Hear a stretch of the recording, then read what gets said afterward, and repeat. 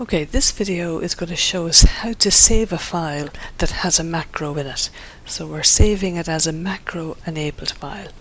So if I go to my Excel file, and I have a macro on this already. I go to macros, yeah, I have a header macro. So when I go to save, I must go save as. And then I browse to the location I want to save it. And I'm going to save it, I'll just save it into downloads here, and I'm going to call it a macro enabled,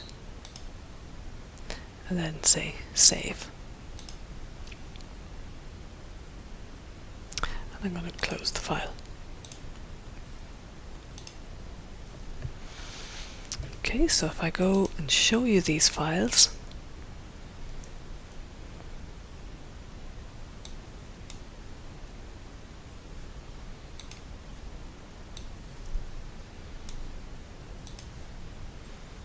so in my downloads folder, I have two files the same name, and if I open this up you'll see, so there's my original if calculations, and it is the Microsoft Excel worksheet, and the one above it then you can see the difference in the icons, and this one is a Microsoft Excel macro enabled worksheet.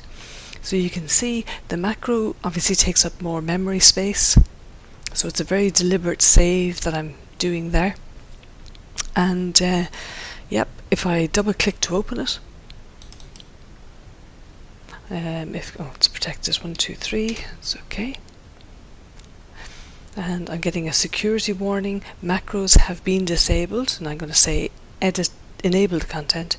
You should never enable the content of a macro unless you really can trust the source, because this would be a very common way of getting a virus in on your system. So yeah, I'm going to enable the content, and my macro should run. So developer, macros, header, and run. Yeah, looks good, and check it in print preview. Yeah, and there's my name.